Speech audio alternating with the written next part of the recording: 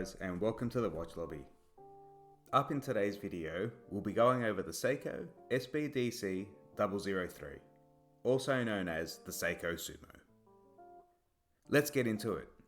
Being released way back in 2007, the Seiko Sumo became an instant hit amongst enthusiasts, which has become evident as we still see new releases of the Sumo coming out as of 2020. So as it stands, the Sumo has a solid 13-year run. Stick around and we'll go over why. At the time, packing an incredible amount of watch nerd goodness into an affordable price point, having been released in 2007 right around $550 US.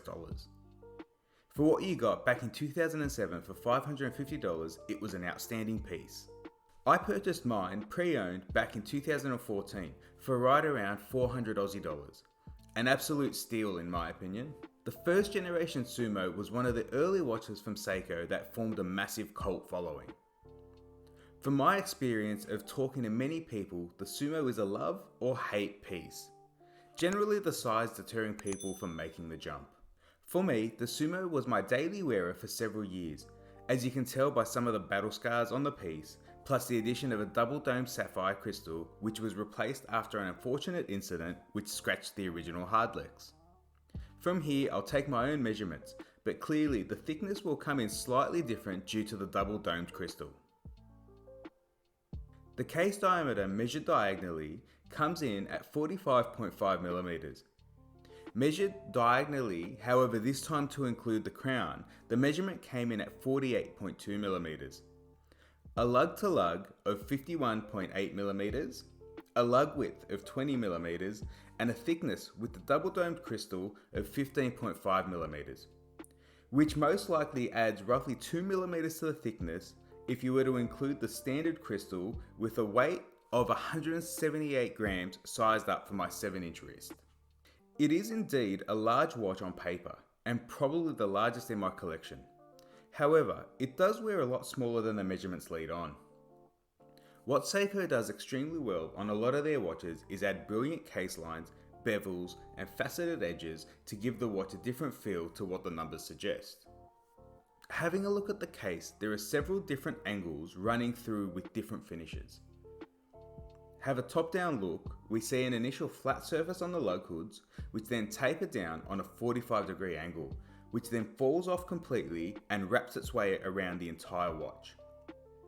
We then see another angled surface running the length of the case, and under that, undoubtedly the feature of the case that helps with wearability is where the case has a taper off to where it meets the case back.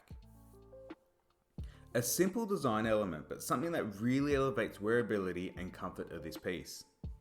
The case itself also has drilled lugs, which is generally a great feature, but in this instance, many wouldn't be changing the strap out too often on the Sumo. Why is that, you ask?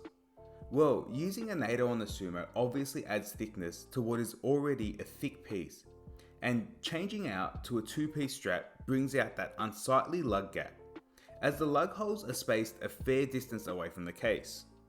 While we're on the case with all the angles essentially provides integrated bezel protection on both sides of the case, so when turning the bezel, you'll need to grip it from 12 and 6. If we have a look at the side of the case, we see a gear styled, signed screw down crown giving the Sumo 200 meters of water resistance, meeting the ISO 6425 standards. Overall, an incredibly well thought out and executed case at this price point. Looking top down, we see the 120 click bezel with aluminium bezel insert with a lume pip at 12. As you can see on mine, I do wear all my watches, which is evident by the battle scars. A well aligned chapter ring, which appears to be an issue that has come up in the later Seiko releases. Not specific to the Sumo though. Moving into the dial, we see a generous amount of Seiko's lume applied, with the markers being surrounded by a polished stainless steel border.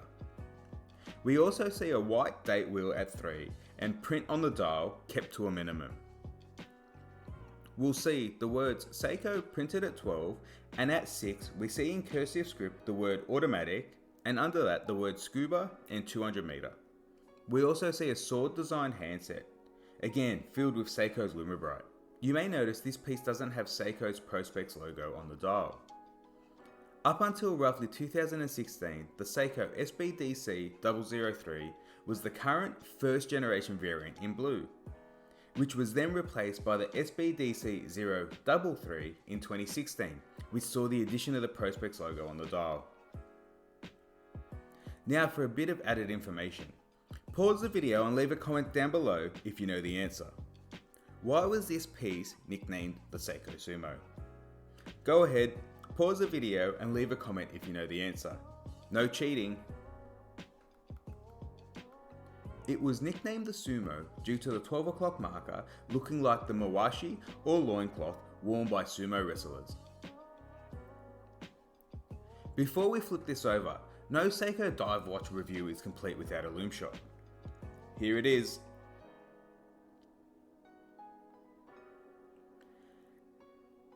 Now, flipping this piece over, we see the Seiko Wave, which we'll see on all Seiko dive watches rated 200 meters or above.